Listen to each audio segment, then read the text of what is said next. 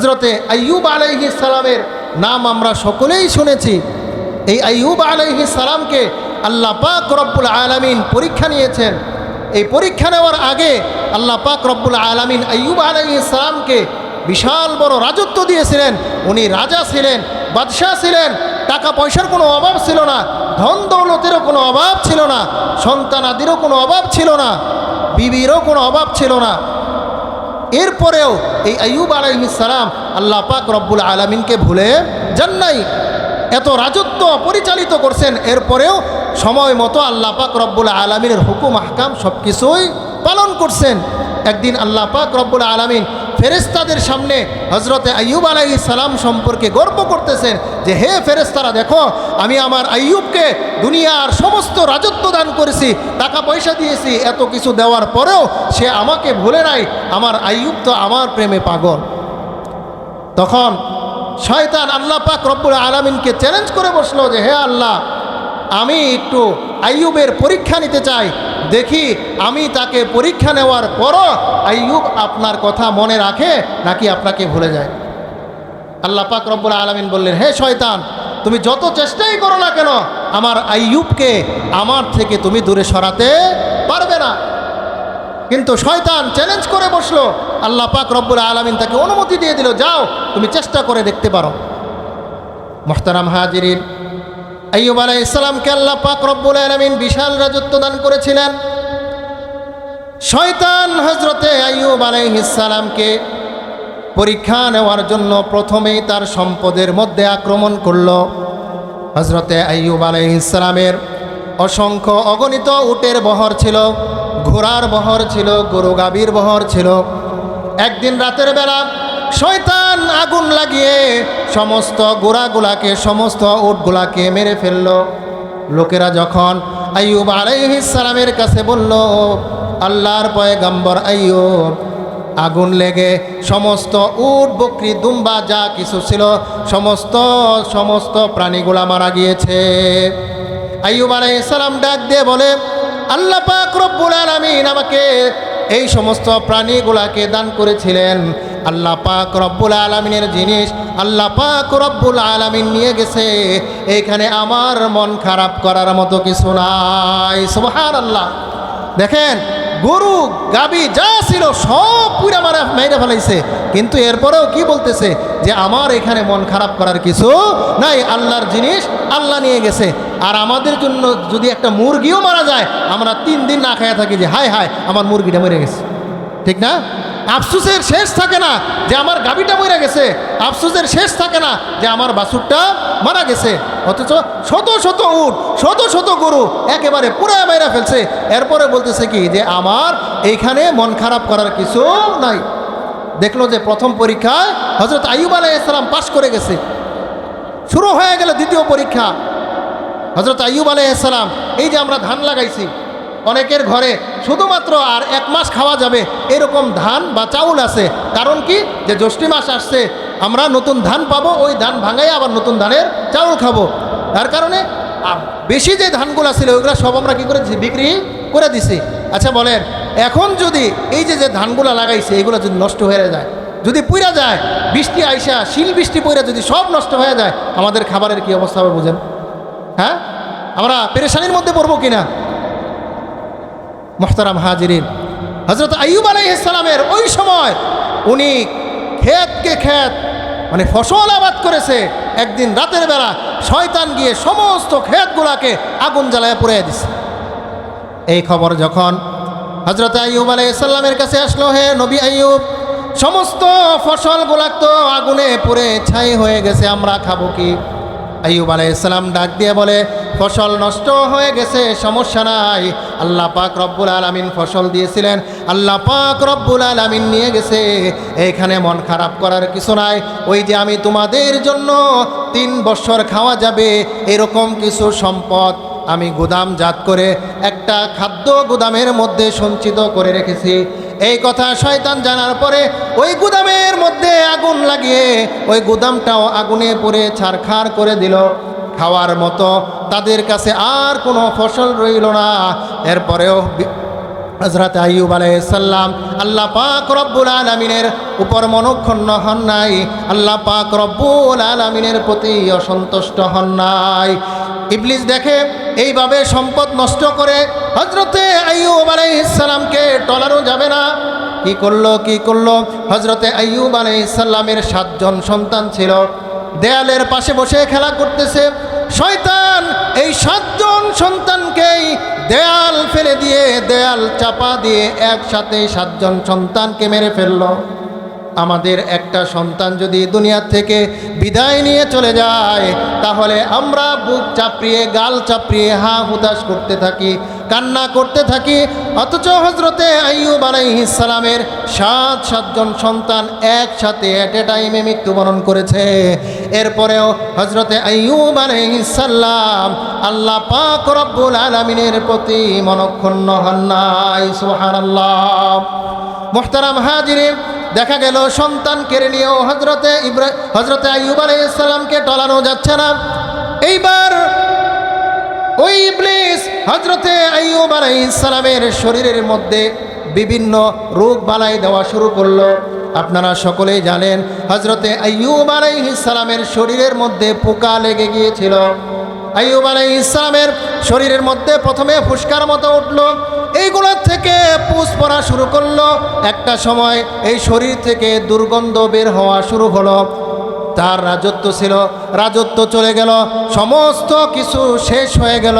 প্রজারা তার থেকে দূরে সরে গেল, সকলেই তার থেকে এক এক করে দূরে সরে যেতে লাগলো। মানুষেরা তাদেরকে আইয়ুব আলাইহিস সালামকে ডাক দিয়ে বলতে লাগলো, হে নবী আইয়ুব, আপনার শরীর থেকে দুর্গন্ধ বের হয়, আমরা আপনার কাছে থাকতে চাই না। সকলে এক এক করে আইয়ুব আলাইহিস সালামের কাছ থেকে দূরে সরে গেল। আইয়ুব আলাইহিস সালামের 4 জন বিবি ছিল, এক এক করে 3 জন বিবি আইয়ুব আলাইহিস সালামের কাছ থেকে দূরে সরে গেল। কেবলমাত্র একজন বিবি রাহিমা হযরতে আইয়ুব আলাইহিস সালামের সাথে রয়ে গেল। কয়েকদিন ওই রাজপ্রাসাদে থাকার পরে একদিন রাজপ্রাসাদের সমস্ত লোকেরা হযরতে আইয়ুব আলাইহিস সালামের প্রাসাদ ঘেরাও করে আলটিমেটাম দিল, তোমরা যদি আজকের রাতের মধ্যেই প্রাসাদ ছেড়ে অন্যত্র চলে না যাও, তাহলে কালকে তোমাদেরকে হত্যা করে ফেলবো, তোমাদেরকে এই দুনিয়ার বুকে থাকতে দেব না।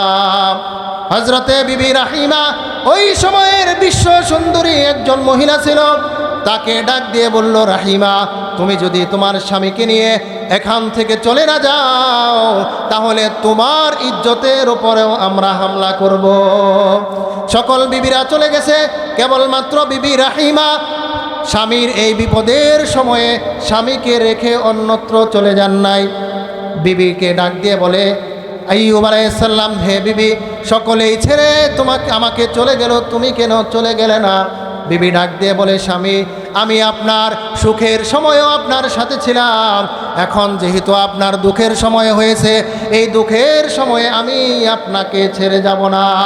আপনি সুখে থাকেন, আপনি দুঃখে থাকেন, আমি সব সময় আপনার পাশে থাকতে চাই। কেমন বিবি তারা ছিলেন?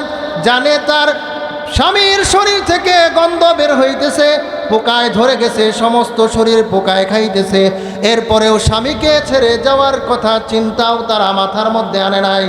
কিন্তু আমাদের আজকে মা বোনদের অবস্থা হচ্ছে, যদি স্বামীর সাথে 2টা কথা হয়, শাশুড়ির সাথে 2টা কথা হয়, তাহলে ওই স্বামীকে ছেড়ে চলে যেতে, ওই স্বামীর ঘর ছাড়তে একটা সেকেন্ডও তারা চিন্তা করে না। ঠিক না বলে?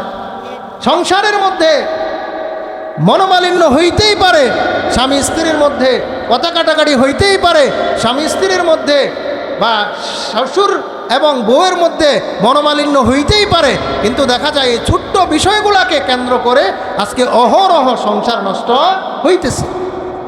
আর বিবি রাহিমা তার স্বামী একেবারে জানে যে অসুস্থতার কারণে কোনো কিছুই করতে পারবে না, বরঞ্চ এই স্বামীকে তার পালতে হবে, এরপরেও এই স্বামীকে ছেড়ে যাইতেছে না। বিবি রাহিমা হযরতে আইয়ুব আলাইহিস সালামকে নিয়ে চলে গেলেন জঙ্গলার দিকে। বিবি রাহিমা হযরতে আইয়ুব আলাইহিস সালামকে পালার জন্য বিভিন্ন বাসা বাড়িতে কাজ করে, বিভিন্ন বাসা বাড়িতে কাজ করে যা কিছু খাবার পায় ওই খাবার দিয়ে নিজে খায় আর আইয়ুব আলাইহিস সালামকে খাওয়ায়। শয়তান দেখলো এইভাবে যদি চলতে থাকে তাহলে তো আমি আইয়ুবকে পরাজিত করতে পারবো না। যে বাড়িগুলোতে বিবি রাহিমা কাজ করে ওই প্রত্যেকটা বাড়িতে গিয়ে গিয়ে শয়তান বলে আসলো, এ বাড়ির লোকেরা তোমরা কি জানো যে মহিলাটা তোমাদের বাড়িতে কাজ করে এই মহিলাটা হচ্ছে ওই যে আইয়ুবের স্ত্রী, যার শরীরের মধ্যে পোকায় ধরে গেছে, এটা হচ্ছে একটা শ্বাসের রোগ। তোমরা যদি ওই বিবি রাহিমাকে তোমাদের বাড়িতে আশ্রয় দাও তাহলে তোমাদের বাড়িতেও ওই রোগ হয়ে যাবে, তোমাদের শরীরের মধ্যেও কিন্তু পোকা ধরে যাবে। মুহতারাম হাজিরিন, এই কথা শুনে সমস্ত লোকেরা আইয়ুব আলাইহিস সালামের স্ত্রীকে দূর দূর করে তাড়িয়ে দিল, তাকে আর কোনো কাজ দিল না। কাজ না পেয়ে বিবি রাহিমা এবার জঙ্গলা থেকে কাঠ কেটে এনে কাঠগুলাকে বাজারে বিক্রি করে তার স্বামীর মুখে খাবার তুলে দেয়। স্বামীকে এইভাবে লালন পালন করতেছে, এরপরেও স্বামীকে ছেড়ে যায় না। এই রাস্তাটাও শয়তান বন্ধ করে দিল। এক পর্যায়ে যখন আর কোনো উপায় দেখতে পেল না, আর কোনো জায়গায় কাজ করতেও পারে না, বাজার থেকে বাজারে এনে কাঠ বিক্রি করতে পারবে সেই সুযোগও শয়তান বন্ধ করে দিল। বিবি রাহিমা তার স্বামীর মুখে খাবার তুলে দেওয়ার জন্য এইবার তার যে মাথার মধ্যে চুল ছিল সেই চুলগুলাকে কেটে বাজারে বিক্রি করলো। বাজারে বিক্রি করে স্বামীর জন্য খাবার নিয়ে আসবে। এই সুযোগে শয়তান হযরতে আইয়ুব আলাইহিস সালামকে ডাক দিয়ে বলে, হে আইয়ুব, তোমার বিবি যে তোমাকে খাওয়ায়, তুমি কি জানো তোমার বিবি তোমাকে কিভাবে খাওয়ায়? তোমার বিবি বিভিন্ন বাড়িতে বাড়িতে গিয়ে চুরি করে এই চুরিকৃত খাবারগুলাকে তোমাকে খাওয়ায়। তোমার যদি বিশ্বাস না হয় তাহলে তুমি আজকে তোমার বিবি যখন ঘরে আসবে তোমার বিবির চুল পরীক্ষা করে দেখবা তোমার বিবি চুরি করতে গিয়া ধরা পড়েছিল, লোকেরা তোমার বিবির চুল কেটে দিয়েছে। বিবি যখন ঘরে আসলো, আইয়ুব আলাইহিস সালামের সামনে যখন খাবার পরিবেশন করলো, আইয়ুব আলাইহিস সালাম ডাক দিয়ে বলে, বিবি তুমি আমাকে এতদিন পর্যন্ত হারাম খাবার ভক্ষণ করাইছো। বিবি ডাক দিয়ে বলে, এ কথা কেন বলতেছেন? আমি আপনাকে কেন হারাম খাবার খাওয়াবো? হে বিবি, তুমি আমাকে যে খাবারগুলা খাওয়াও এইগুলা তো চুরির মাল, তুমি তো চুরি করে আমাকে খাওয়াও। বিবি রাহিমা আশ্চর্য হয়ে গেল, আমি এত কষ্ট করে আমার স্বামীর জন্য খাবার আনি আর আমার স্বামী বলতেছে আমি নাকি চুরি করে খাবার নিয়ে আসলাম তার জন্য। বিবি যখন এই কথা বলল, আইয়ুব আলাইহিস সালাম ডাক দিয়ে বলে, বিবি রে, তুমি যদি খাবার চুরি করে না আনো তাহলে তোমার মাথাটা একটু খোলো, তোমার মাথার থেকে কাপড়টা একটু সরাও, আমি তোমার চুলগুলাকে পরীক্ষা করে দেখতে চাই। চুলগুলা যখন বের করলো দেখা গেল মাথার চুলগুলা কাটা। হযরতে আইয়ুব আলাইহিস সালাম বিশ্বাস করে ফেললো যে আমার বিবি চুরি করে আমাকে খাবার খাওয়াইছে। এই জন্য হযরত আইয়ুব আলাইহিস সালাম তখন একটা শপথ করে ফেলল, হে বিবি, আমি যখন সুস্থ হব, আমি সুস্থ হয়ে আমি তোমাকে 100 বেত্রাঘাত করার আগে আমি আইয়ুব শান্ত হব না। চিন্তা করে দেখেন, বিবি তাকে খাওয়াইতেছে, কত কষ্ট করে তার জন্য খাবার আনতেছে।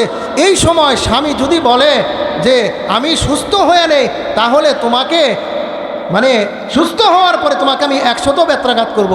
বর্তমান জামানার মহিলারা হইলে কি করতো?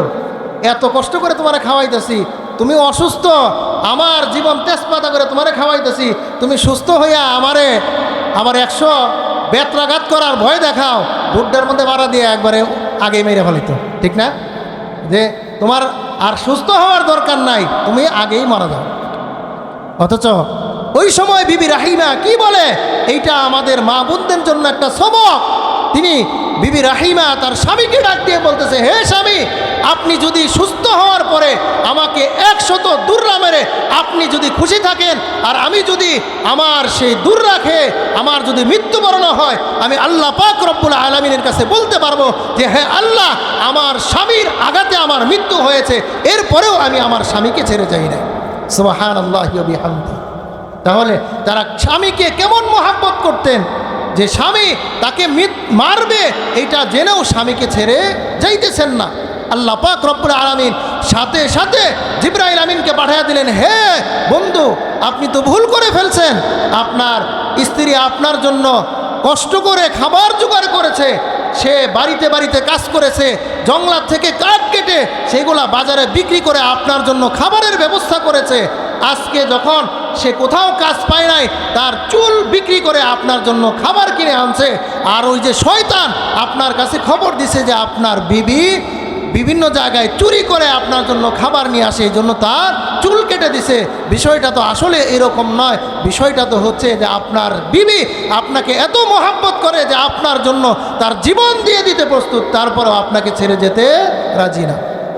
মুহতারাম হাজিরিন, এই আইয়ুব আলাইহিস সালাম দীর্ঘ 18 বছর পর্যন্ত ওনার শরীরের মধ্যে কিরায় খাইছে, পোকায় খাইছে, এরপরেও কোনোদিন আল্লাহ পাক রব্বুল আলামিনের উপরে মনক্ষুণ্ণ হন নাই।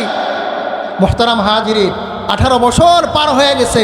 একদিন এই পোকাগুলা আস্তে আস্তে আস্তে আস্তে ওনার জিহ্বার মধ্যে যখন কামড়ানো শুরু করছে, তখন 18 বছর পর্যন্ত ওনাকে কিরায় কামড়াইছে, কোনো দিন চোখ থেকে পানি বের হয় নাই। কিন্তু ওই দিন হযরত আইয়ুব আলাইহিস সালামের চোখ থেকে দরদর করে পানি পড়ে গেছে।